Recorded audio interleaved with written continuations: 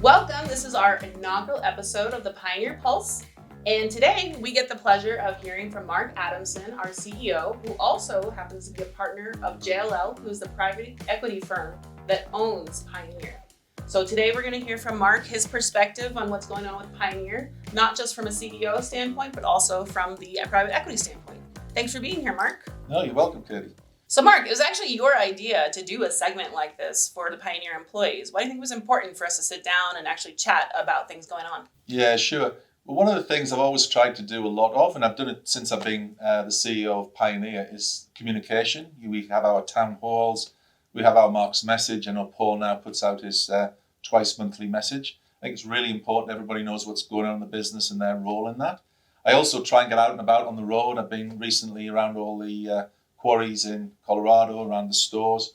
Hopefully with coronavirus calming down a little in Arizona, I'll get back to Arizona shortly. But it's very difficult to get all 500 people in the business at once. And I think this is a great way to get to everybody. And I think if I do this, it's proved successful, people like it. We can start to do more of this with Paul, other members of the management team, and even extend it to some of the teams. You know, if we've had a great performance by one of the stores, we should go out and interview them. That'd be great. And let everybody see what's going on. Great. Actually, you mentioned coronavirus, and I know you mentioned hopefully calming down soon. How do you think things have been going so far with Pioneer and COVID? Well, it's been a hell of a year, I think, for everybody, hasn't it? It's interesting. I've got a daughter in Australia. I've got a family in the UK, obviously. Everybody's in the same boat. You know, this has affected the planet. And it was a surprise to everybody. Nobody's got experience as to how to handle this. And I think when you look back, you know, early March, I was sitting in the office and people had heard of coronavirus, but it wasn't going to be a big thing. A week later, we were all locked down and wondering what to do. And I think got our masks. Absolutely. And the initial response, I think, was great. I've talked about it in Mark's message. Paul's talked a lot about it because we were making this up as we go along. You know, we hadn't experienced this before. Paul and I, from a previous life at Fletcher Building, had experienced various issues we'd had to deal with. There was a large earthquake in New Zealand when we were there that demolished the whole city. We had to bring in action plans. So we had some sense of how to do it, but not the medical side of things and how to protect people. And I think what we did in those early days, you know, we bought laptops so people can work from home. We introduced the social distancing in the stores, masks, hand sanitizer, had provision with the likes of Cintas and Safety Clean for where we did have an outbreak to get in, clean and stand the store back up again. It's been remarkable how we've been able to trade through that. I'm really keen that people don't let their guard down. You know, I don't know whether you believe what you listen to on the TV, but I don't think this is going to go away anytime soon, vaccine or not. So I think it's important we keep our guard up. But I'm very conscious that, you know, it's relatively easy for me in a white-collar job in an office to do all the things necessary to keep myself safe. A lot harder if you're in the field, if you're one of our drivers, if you're in one of the stores. So I'd just like to thank everybody for the efforts that they've put in this year. It's been remarkable. And we've had a great year financially as well. And coming off a few lean years, you know, this could have broken us. If we hadn't have reacted, if the staff hadn't have took this on board, it could have been a bad consequence. As it is, it's been a really good year so far. Well, and I know I've learned how to work from home, mostly successfully, but I'm glad when I'm back in the office for sure. Yeah, no, absolutely. You mentioned you've been out into the stores and the quarries, and I know you spent time in Arizona and Tempe before. What are some of the things in the last two and a half years that you've seen that you're most proud of? Well, I think, you know, when I took over 2.5 years ago, it's no secret the business was at a bit of a crossroads. We took a few wrong turns. I think we've been guilty of not really protecting what we bought, we being JLL. You know, there's no doubt that the business we bought from the Schnurs could have been improved. That's why we bought it. That's what we saw when we bought this asset. I think we probably got a little bit too clever for our own good and tried to move too fast. So I think when you've identified what some of the problems were, we could have fixed them probably a little quicker. They wouldn't have been as sustainable as we've done. It probably wouldn't have been as impressive as we've achieved. But from a private equity point of view, we might have got what we wanted a little quicker.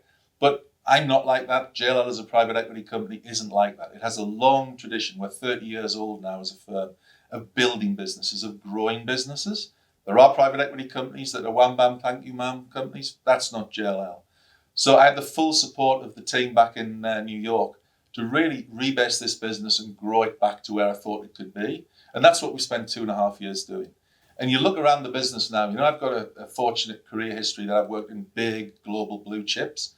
And some of the things I now see that we're doing and we're building in Pioneer, you'd see in a big global blue chip. We haven't cut corners. We haven't done things on the cheap. You look at what we've done with safety, what we're doing currently with dispatch and our management of inventory, and particularly around customer and trying to put the customer first and give them an experience that they simply couldn't get with some of the competitors. Because, I don't want to be known for being the cheapest. I want to be known for being the best. You spent a lot of time talking about what you're proud of just now. And I know I've spent time with you actually out in the field, and I've seen that you've gotten really excited about diversity and things like that. Tell me about some of the stuff you've done actually in previous jobs and what makes diversity so important to you. Yeah. I think many guys on the way up in his career, you think you're the smartest guy in the room. You think you've got all the answers. And I was probably guilty of being like that in my early 30s. My career was, advancing. I thought I knew it all. And when I joined Fletcher Building, you realise I was in charge of 22,000 people across the globe. There's no way I could manage everybody or everything, and you had to manage through people with leadership. And I quickly realised that the best teams and the best performing teams were those that were diverse. And diverse doesn't just mean, sexually diverse or, black, white or anything like that. It's really about diverse of experience and diverse of thinking and how the experiences you bring to the job that you've had in your life.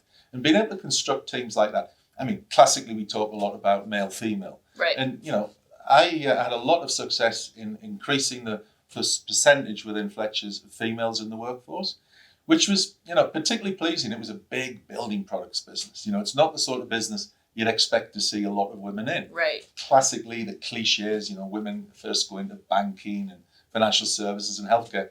We were a big, ugly building products and construction business. A lot of women wanted to work for us, though. And when we brought them in, we found that the customers liked them. They probably listened a little bit more. They didn't take as much for granted. And I could actually link over years the financial performance of a business and relate it to the diversity of the team that ran that business. And it was a linear relationship. And it was kind of like a born-again Christian. I found religion when I came to that. And, we didn't just advance it across, male, female. In New Zealand, Australia, there's a big indigenous population, Maoris, Aborigines. We brought those people more into the business. And we won an award, actually, called the Rainbow Tick. And it was a real award. It was audited by an official body. And it basically said that we were a place where LGBT people would be comfortable and could advance and could be what they are without being scared or hiding in the closet, etc. And it was the proudest day when we raised the flag. It's actually a rainbow flag outside the head office in Fletcher's when we got that award. That's cool. And so is New Zealand the type of place where that's really open? That's like an easy thing to get? Well, not for our sort of business. Again, it's not a traditional business where you'd expect to see, a high proportion of LGBT people.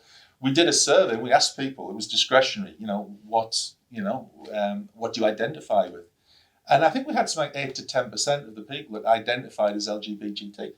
I employed 22,000 people. That's a lot of people. That's a lot of people. But none of us knew that. And I think there was a sense that they weren't comfortable bringing that out into the open. So, funny story. One of the guys in the head office that I did know, he was gay, and he was an ex-Bollywood actor. So Bollywood, like from India? From India. He was an Indian guy. But you can imagine him, super good-looking guy, really out of the closet. Well, if he was an actor, he probably was good-looking.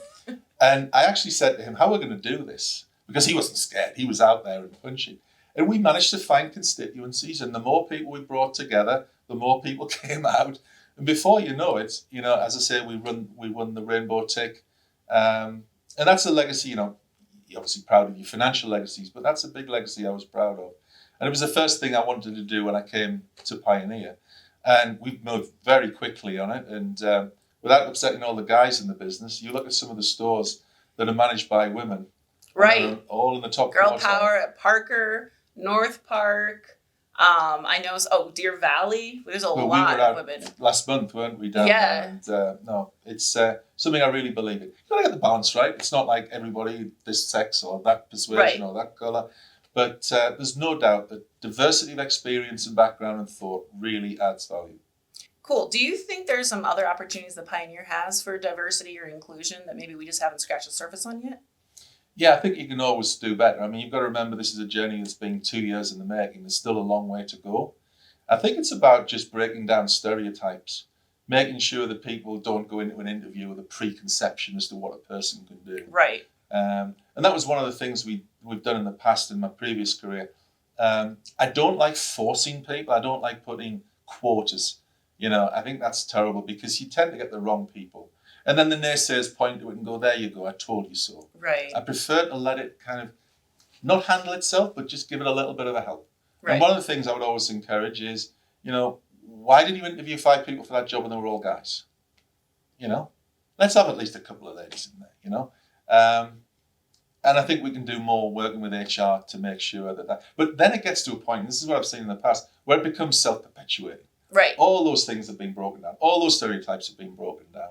Most guys are good guys. We've all got wives, daughters, mothers, It's not like we're inherently sexist per se. No. And once those barriers are broken down, I think, my time here is done, so to speak, and you see that self-perpetuating. Well, one of the things I actually just thought of as you spoke was we got covered by the Denver Business Journal 3 years ago. Yeah. And from that, we had so much good publicity that a lot of people had brought it up in their interviews of, oh my gosh, I saw Pioneer. I didn't even think to even go interview there or apply for a job there, and they did. We have a lot more female truck drivers. We have a lot more females in our stores working and supporting the quarries.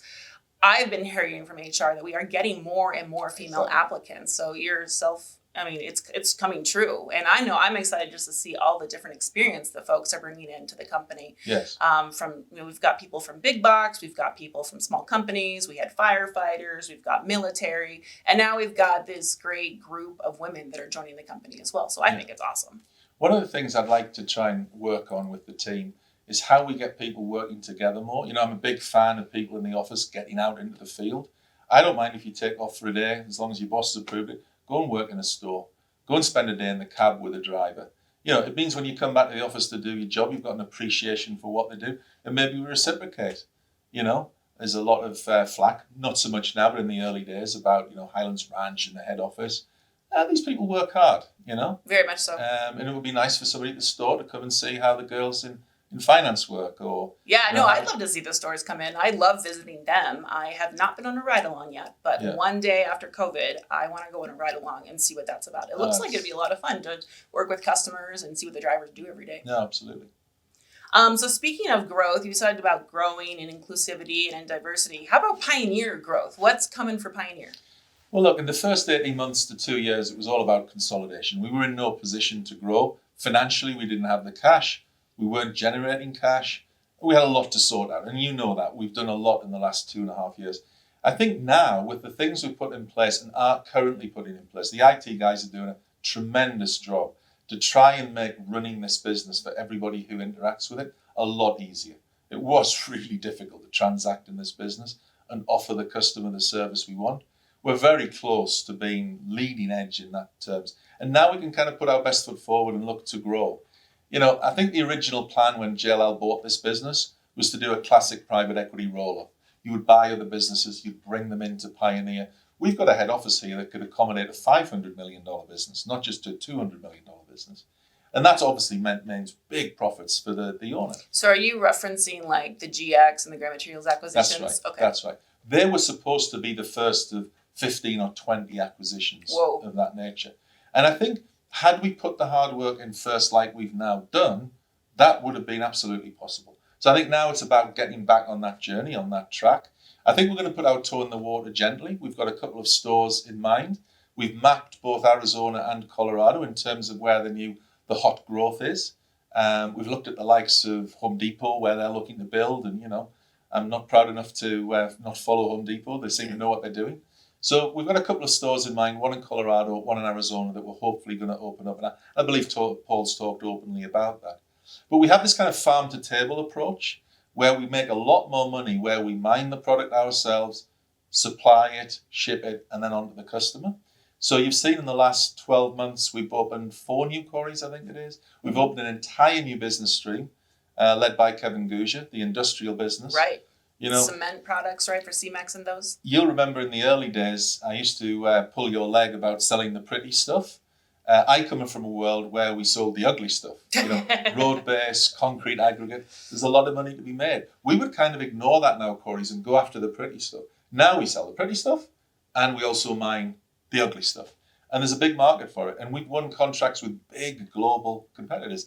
And what that does is it gives us extra sales, extra margin, but it also isn't as seasonal as the landscape business. Right. So this time of year, when Paul and I look at the forecast and it's like, it's going to be lean for a few months, those guys keep on making concrete, road base all through the season.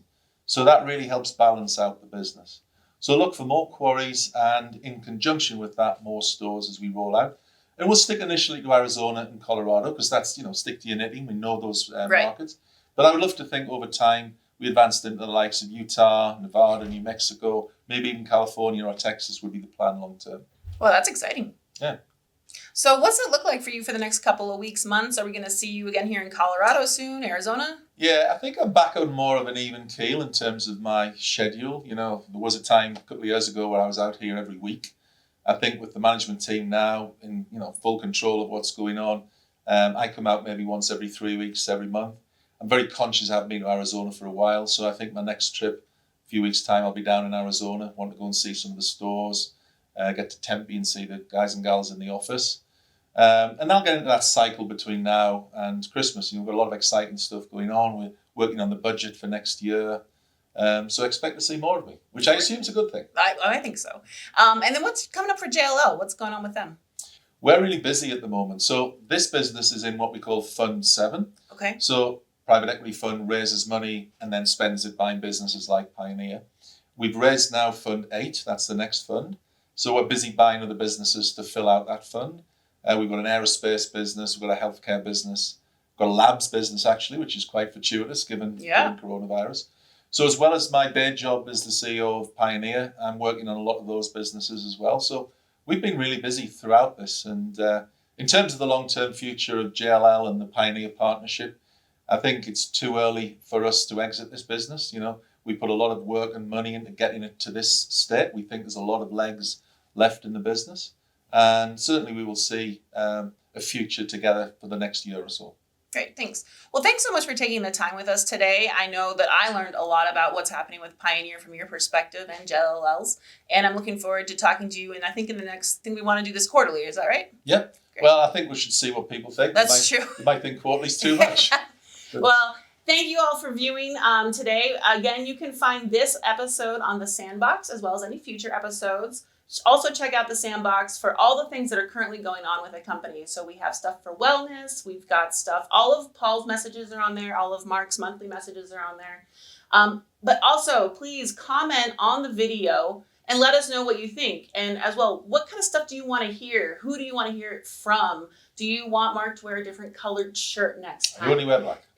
Only for black. Very slimming. Very slim. So just let us know. And thanks again for joining us on our first Pioneer Pulse. Thanks, everybody.